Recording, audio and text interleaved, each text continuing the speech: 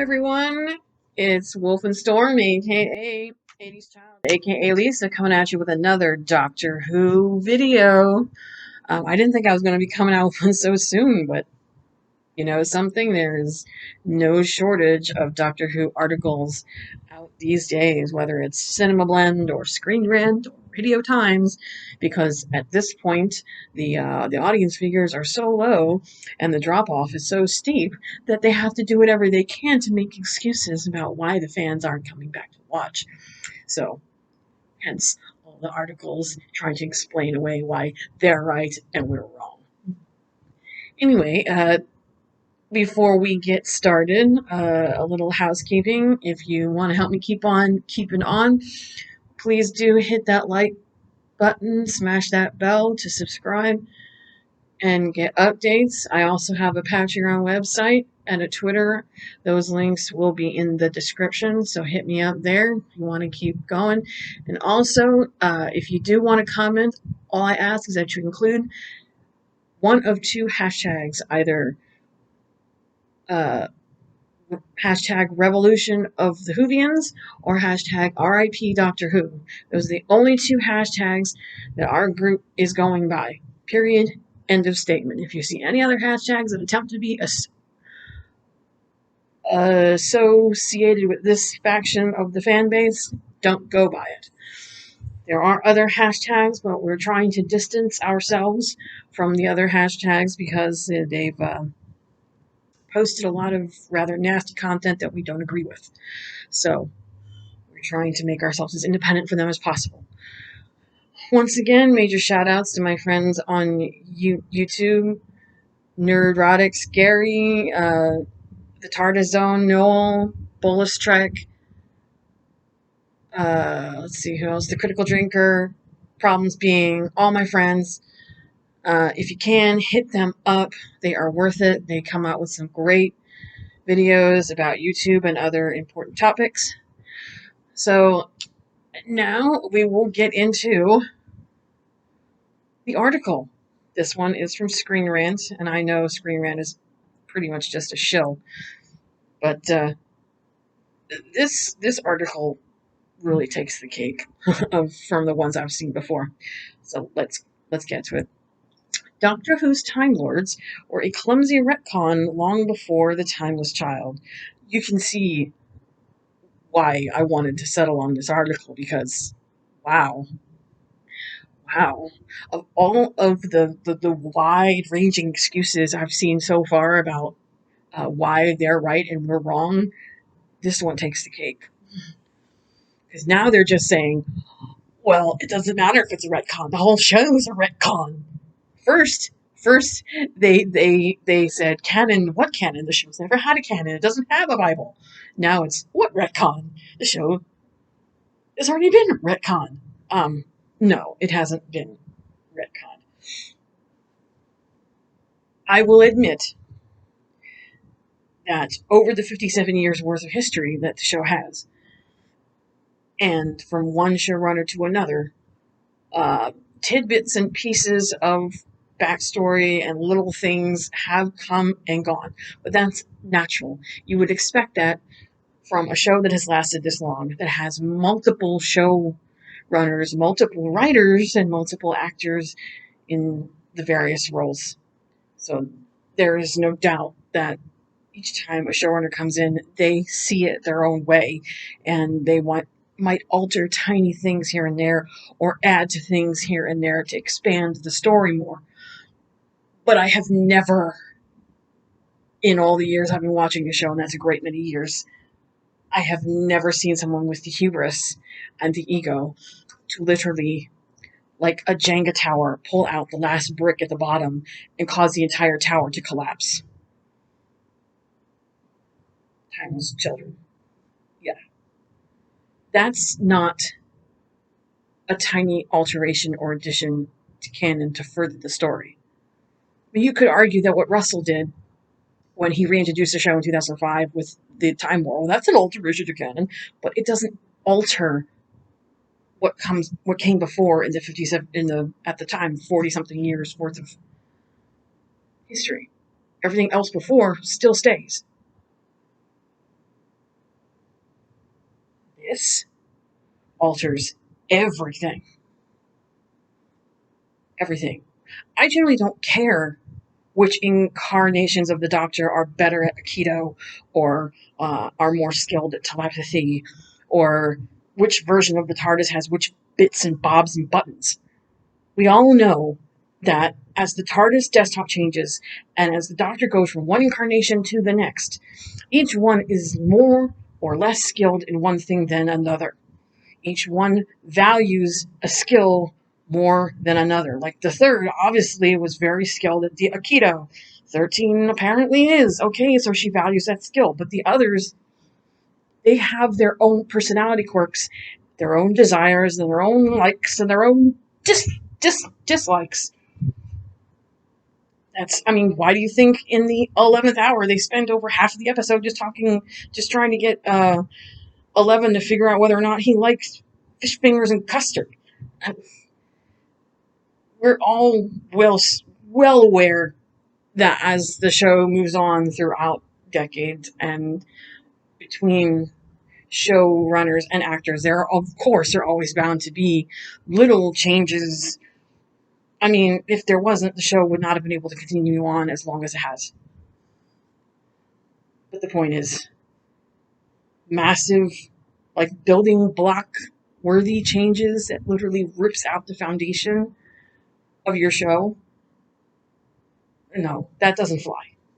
No matter how many excuses. So Doctor Who Season 12's Timeless Child reveal was a clumsy retcon, but it's easy to forget the Time Lords themselves were a clumsy retcon too. No, they weren't. Okay, I'm going to explain just a little bit how television shows tend to work.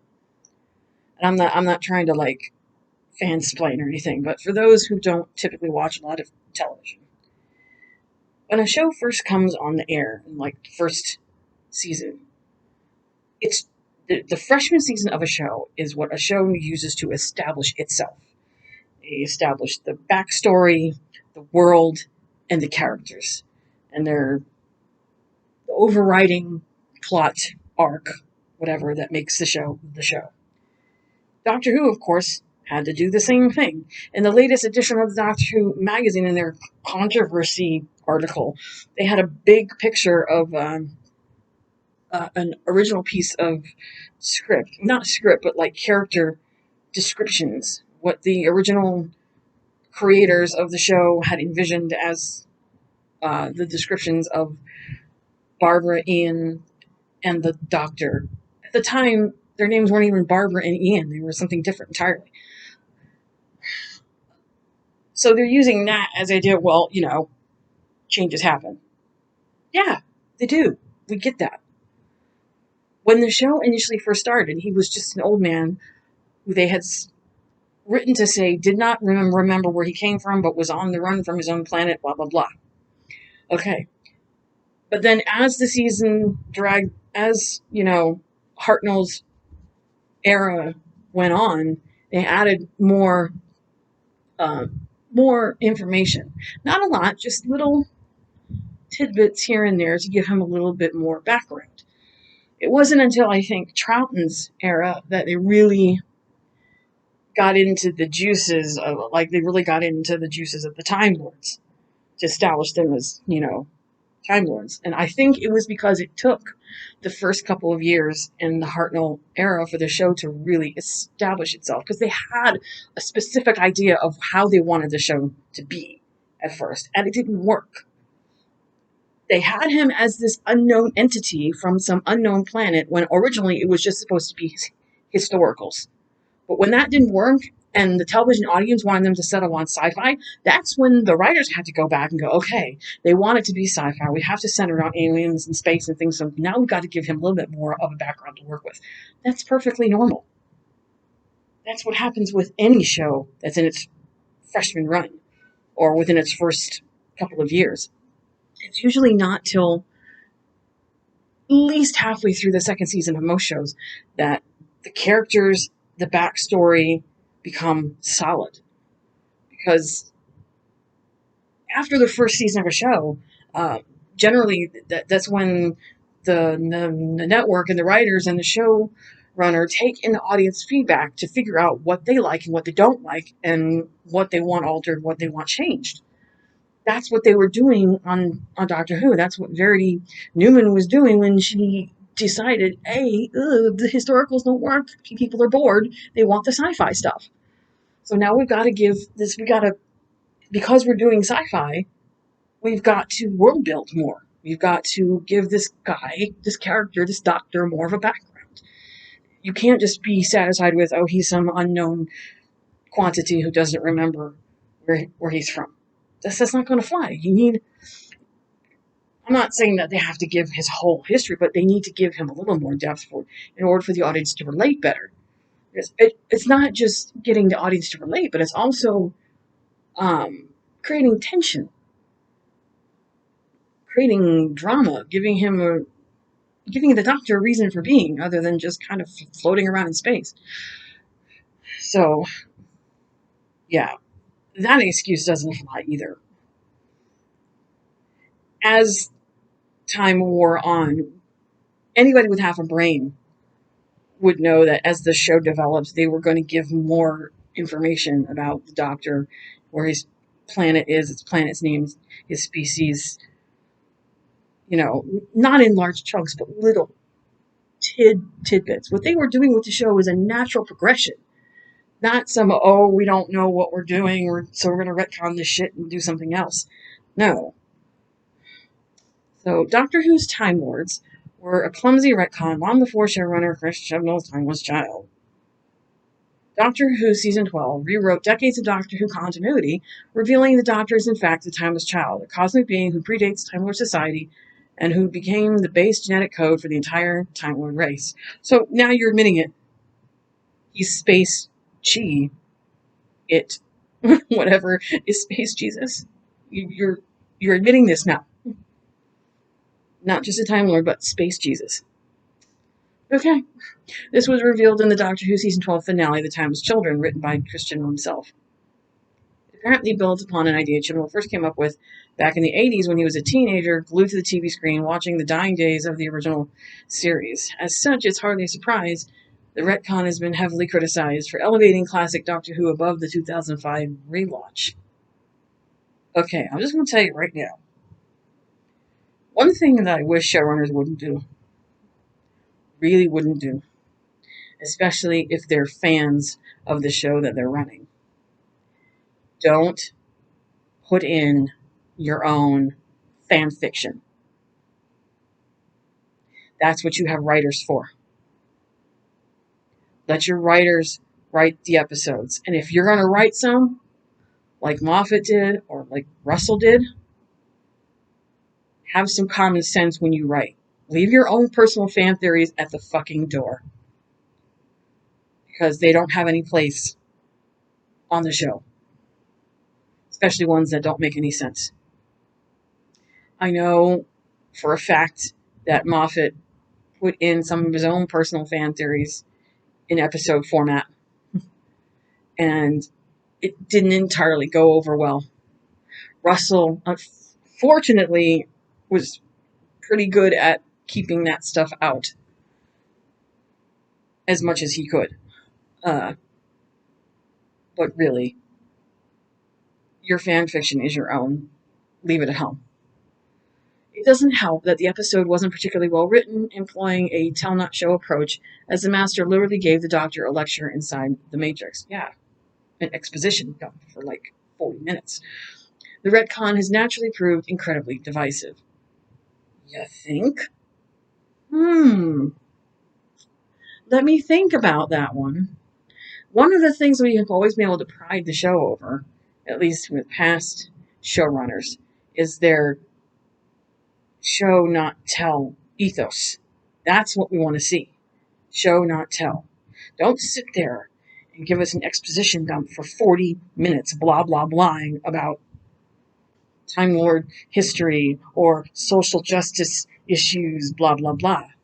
We don't want to be preached to.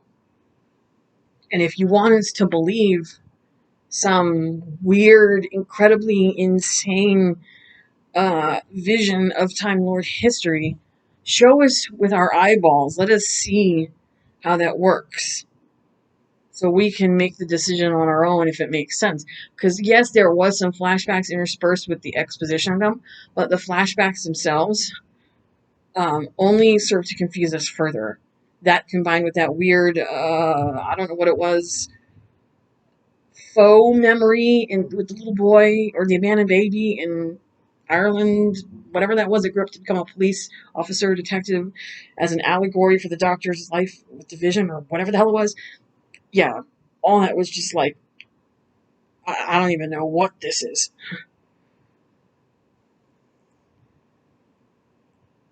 In all the heat and fury over the timeless debate, however, fans have mostly forgotten the Doctor's established history was itself a clumsy retcon. No, it wasn't. When Doctor Who launched in 1963, the show's creators had only the vaguest idea what the Doctor's backstory was. William Hartnell's first Doctor gave a brief explanation in the first episode, An Unearthly Child, and it doesn't exactly gel well with later ideas. Wow, really? Because it was the first season of the show, and they were still trying to establish themselves and establish the character. So are you assuming that they should have had every tidbit of information on the character written out like a Bible, just ready to go before this even started? Obviously not. We're not talking about J. Michael Straczynski with Babylon freaking 5 here, okay? This was very, very different, and it was a very before its time type concept. So they were really having to be careful with how they presented it to the audience at that time. They couldn't give them something too confusing that would immediately turn them off. They had to give them something that was simple enough for them to understand that would draw them in. But even they knew that after a while they were going to have to add to it. Any show does that. I mean, I can't. I want to give you a list of sci-fi and even drama shows that start off one way, and then by the time you get to the end, it's vastly different. That's because as time goes on and showrunners change, they all have their specific ideas of what they want. They add to things, they take some things away, but they don't rip out the foundation of the show. That core that makes the show what it is always there and always stays the same. So, let's see. I tolerate this century, the Doctor furiously insisted when speaking to school teachers, Ian and Barbara, but I don't enjoy it. Have you ever thought what it's like to be wanderers in the fourth dimension? Have you? To be exiles? Susan and I are cut off from our own planet, without friends or protection. But one day we shall get back. Yes, one day. One day. Which is not exactly far from the actual Time Lord history of the Doctor, because he was a renegade and a loose cannon, and he stole the TARDIS and left the planet, knowing that if he stole it, he wouldn't be able to go back. So he kind of exiled himself because he did not agree with the Time Lords and how they were ruling and doing things. That's why he took Susan and left. So that's not exactly a retcon. It's pretty much makes sense. These first stories portray the Doctor as an inventor who had created the TARDIS, a device that had actually been named by his granddaughter, Susan. They were presented as explorers who had gotten cut off from their own people and were desperately attempting to figure out how to get back. The last words in this diatribe, yes, one day, were spoken with a quiet intensity, with Hartnell clearly believing this was key to the Doctor's entire character. But again, as time goes on, things change, because in the beginning, yeah, they wanted him to be an inventor, a historian. That's when the focus of the show was on the historicals. But they very quickly had to change that and focus on the sci-fi aspect. So once they focus on that, they realized they had to world build more. And the original concept that they had for the Doctor, they realized wasn't going to work. If any of you had seen that BBC special 2-hour movie, An Adventure in Space and Time, kudos to William Bradley for his performance, by the by. You will see the portrayal of what was going through their minds when they were coming up with this character, and how the story shifted and molded and changed as the years went on. I mean, that's a pretty good description or good showing of what they went through trying to get to alter the Doctor's character, to add to his backstory, add to the world building, to make it more palatable and acceptable to the audience than what they had originally envisioned. I can tell you there are so many shows out there that envisioned themselves in one way, and then as soon as the first season ended, they realized that it wasn't going to work, and a large swath of it has to be changed for it to go over better. There's a lot of shows that would not have survived after the end of their first seasons if said changes weren't made. By the time they got to the second season, things were much more solid because of the changes.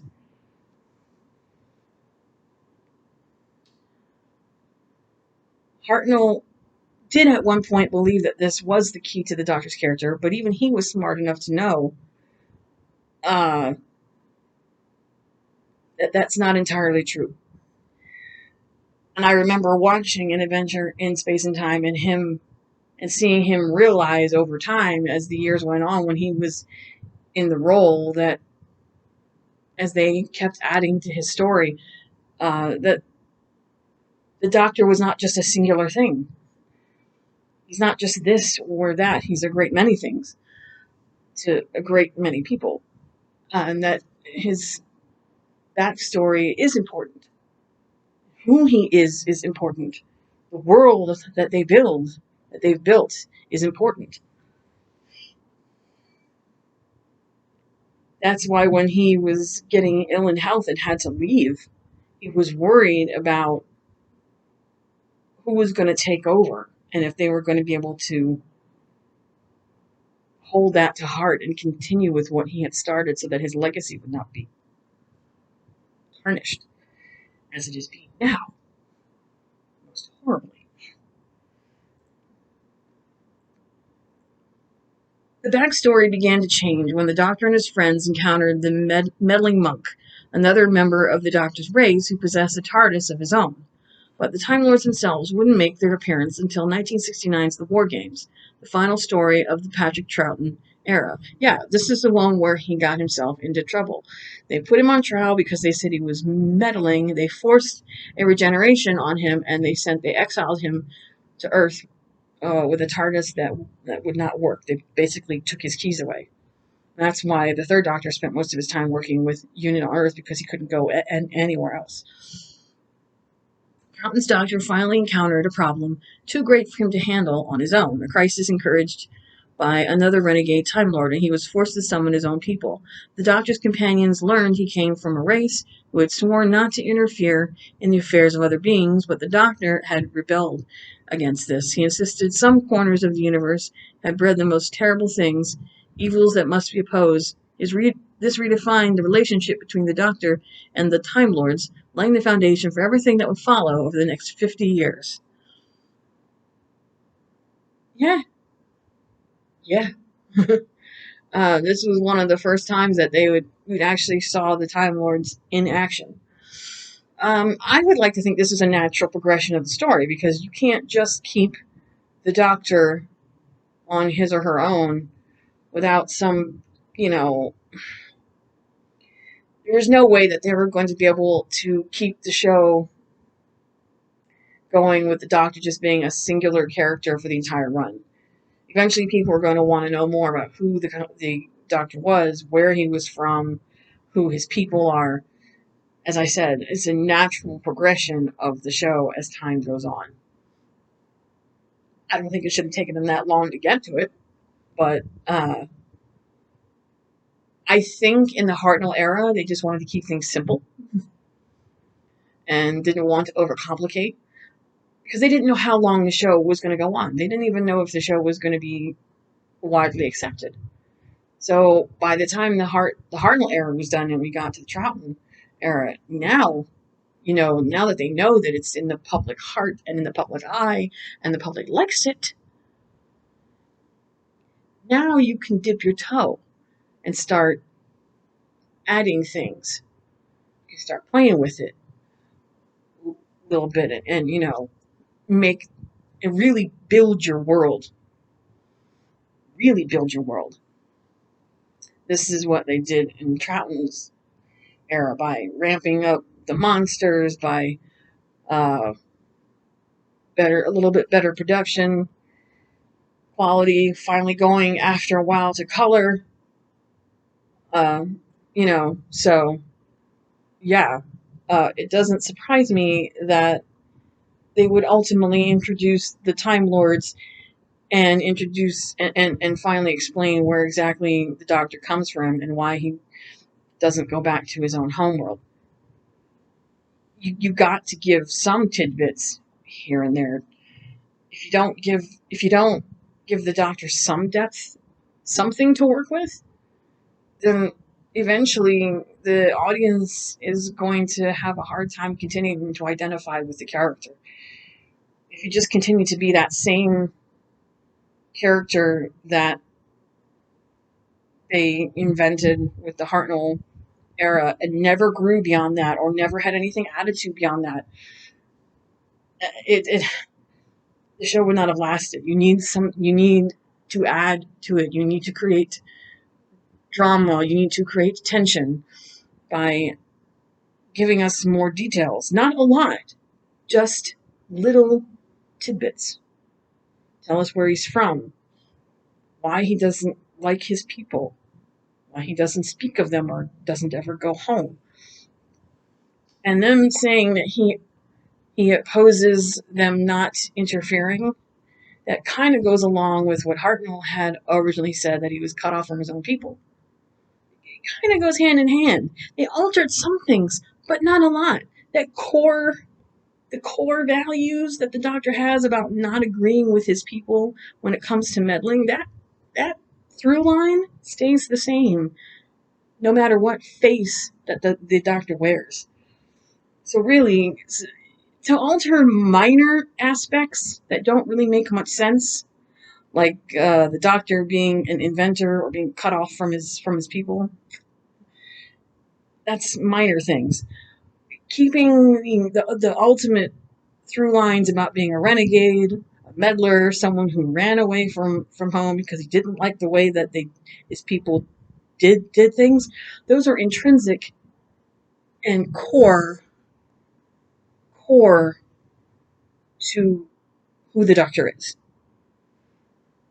If you're in any way an intelligent writer or show runner, you'll know which pieces you can remove and which pieces have to stay. Anybody with half a brain would. I mean, come on.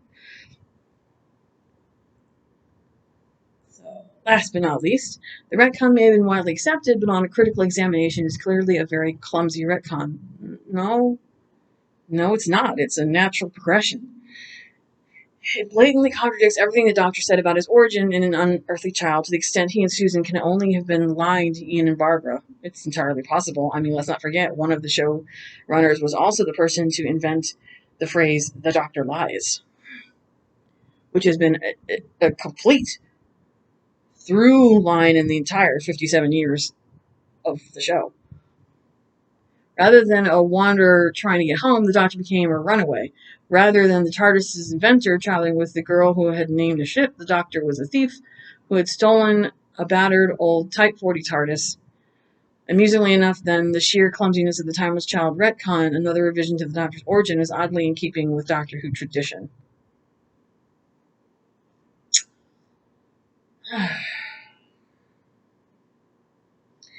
It was actually called a TT, meaning a time travel device. At least that's Doctor Who history. I do believe it is in canon that Susan herself named it TARDIS, Time and Relative Dimension in Space. Because when Rassilon originally invented these ships, after he was able to isolate the black hole in order to power them, he called them TTs, time travel ships, TTs. It wasn't until much later on that they were known as TARDISes. So it wouldn't surprise me if Susan had been one to name them. And another facet of Doctor Who history and lore. Originally, TARDISes were not manufactured underneath Gallifrey like they are now. They used to be individually grown. So it is entirely possible that the Doctor could have individually grown one of his own. I'm not saying it's the one that he's got now, but he could easily have grown one of his own. It wasn't till later that the TARDISes were manufactured on a wide scale. And that's how he found the Type 40 he has now, because it was in a junkyard. It was to be decommissioned. That doesn't necessarily mean that he didn't have one before. So them saying that, or Susan saying that he was the inventor, or that she could easily have been actually trying to say that he grew his own. Let's not forget, back then, they only had very little knowledge of who they wanted the Doctor to be. So these were initial first run ideas. As the show went on, and like I said, moved away from the historicals and more towards the science fiction aspect, they knew, beyond a shadow of a doubt, that they were going to have to alter some of the history and what came before. So those little tidbits, things that wouldn't necessarily alter who the Doctor was at its core, those are easy enough to throw out. But the through line of him being a renegade, of him, no one said that he wasn't a wanderer. Lord knows this man's a wanderer. He doesn't stay anywhere for long. Trust. Being a wanderer, being a runaway, not agreeing with the way that his people did things, those are all through lines that have never changed. Them adding the Time Lords at the end of Troughton's era is a natural progression to give the character more depth, to give us more bones to his backstory without, giving away too much. Just enough to inspire more drama, more tension, more make us see that there was more to lose. And making us ask even more questions about, who is this man really and why does he do the things he does? You cannot equate that with what Chibnall has done with the Timeless Children. Because all those through lines that make the Doctor what he is, the wanderer, the adventurer, whatever, he has ripped all of that away. He has literally ripped away the Doctor's entire identity by saying that he might not even be from Gallifrey, that he's from God only knows where. How are you gonna, honestly, how? How? So what, when you come back in season 13, if you do, or does that mean you're going to give us more tidbits of where the Doctor is actually from? You don't seem to be afraid of solving all the Doctor's mysteries. You might as well give us more, right? Not that anybody will care at this point. You've basically destroyed the mystery of who he is. When Moffat did that whole season arc having to do with the Doctor's name, and when the Doctor's name is uttered, silence will fall, and all that. I don't particularly like Moffat's story arcs, but even Moffat didn't have the hubris to give away that kind of information, because there are some things about the Doctor that just need to remain a mystery, need to remain unspoken.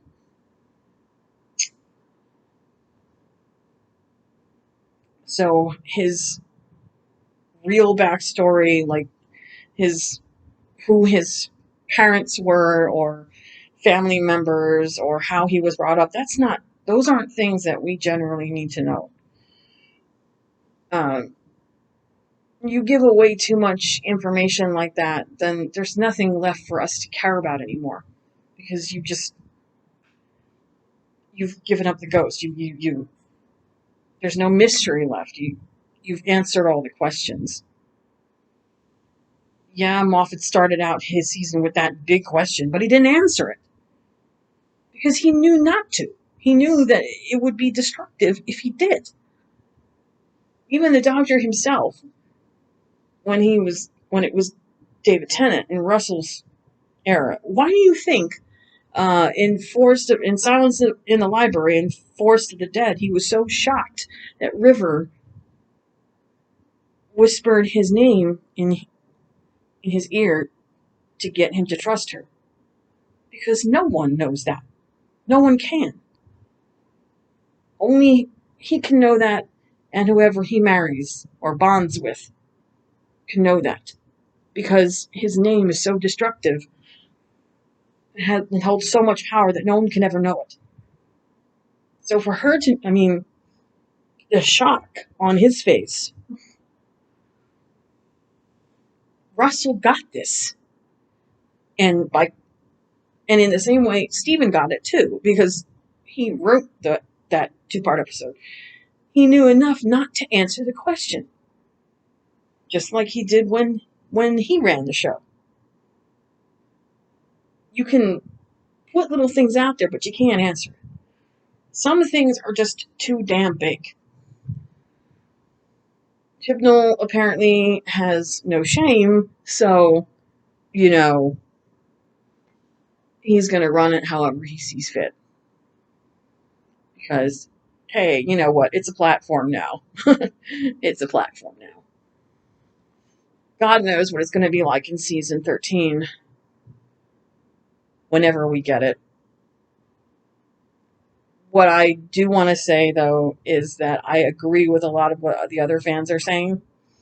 That I think the show, after season 13 is over, season 13 is already a foregone conclusion because she's contracted to at least do one more year. So, whether that happens in 2021 or whatever, after Jodie's run is over, I think the show needs to go on a hiatus. And I'm not talking about just for a season or two. I'm talking about for a while. Maybe not as long as the original break between Classic Who and New Who, but with the way that things are with BBC right now, they cannot give the show the attention that it deserves. They no longer care what happens to the show. Their ratings are in the dumpster. They have fallen off a cliff. People are leaving in droves because they no longer give a crap about the show. But the BBC doesn't seem to care. They just want to continue pumping out more and more crap. So, if the BBC cannot adhere to the duty of care, as the Doctor would say, for this show, then they don't deserve to have it. And it needs to rest for now until at some point, hopefully not in the not too far future, it can be resurrected in a way that is befitting of the show's history, legacy, everything that has come before. Because it doesn't deserve this. Not in the least. We don't, as the fandom who've been with this show for forever, the actors do not deserve the taint on their legacy. The showrunners and writers who have given their blood, sweat, and tears to make the show happen do not deserve this taint on their legacy and hard work. So honestly, if the BBC knows what's good for it, once Jodie's run is done, let it go. We will still be here as the years go by. Trust. Just because there's no Doctor Who on TV doesn't mean that we're not still watching it at home. We have plenty of Classic Who episodes and decent, good New Who stuff pre-Jodie. So we are not going anywhere. We are still here. We are not giving up, and we're going to fight. They can trash talk us all they want, publish however many articles that they feel they need to justify their position and their platform, but we're not going to give up. It's not, trust me, we have been down these roads before, especially me, fandom grandma here. Been through some wars, okay? So, yeah, that's my video for today. Like I said, if you want to comment below, please include the hashtag RIP Doctor Who or hashtag Revolution of the Whovians. Please check out those other YouTubers. If you can, give them a like and subscribe. Noel, the TARDIS Zone, Starry-Eyed Girl, Blue Bonnet Whovian, Critical Drinker, Problems Being, Bolus Trek, and Nerdrotics. Check them out. They've got some really great stuff on their YouTube channels. But please be kind, please, because the stuff that is being sent to these guys and girls on Twitter is atrocious and vile and disgusting. And we're losing supporters because a lot of them just don't want to bother with online fandom and social media because of how vicious and volatile and toxic that it's become. So please, please, if you have criticism or if you disagree, you are perfectly within your right to have your opinion, and we are perfectly within our rights to have ours. If you love this era and Chibnall and Jodie, you do you. I am happy for you. Have fun. But please do not come down on us for having the opinion that we have. And remember, we are not that little 15% neckbeards, the ones that are generally racist and ists and phobes. That isn't us. We are not against the show or Jodie because she's a female. We don't like the show or her portrayal because the writing is horrible. The writing is horrible. And yes, I will admit, there are a couple tweets that some of them have posted that are kind of iffy when it comes to the things that they say. But looking at it's more them riffing and joking on the 13th Doctor and not Jodie herself. There is a distinct difference. Please keep that in mind.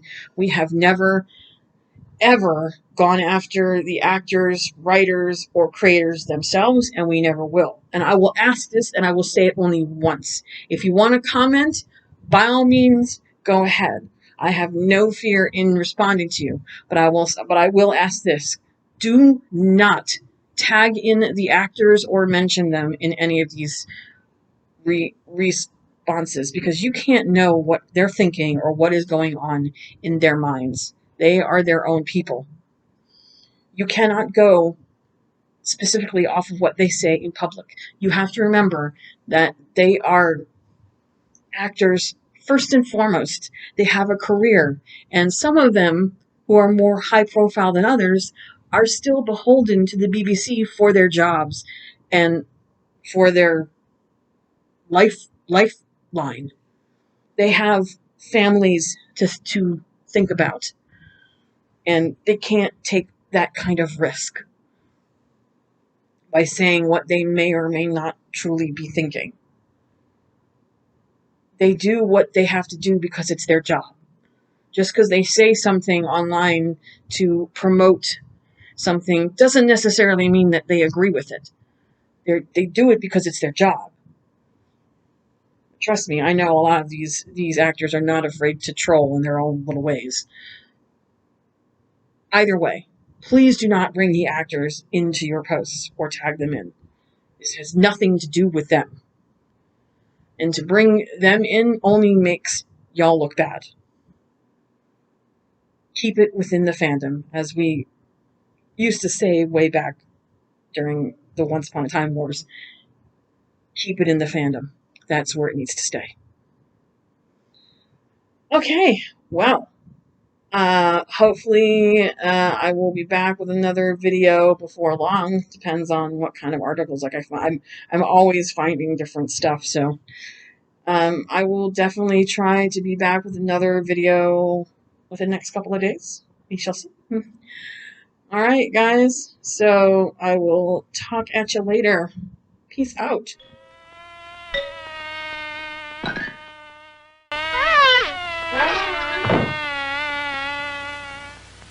Good night.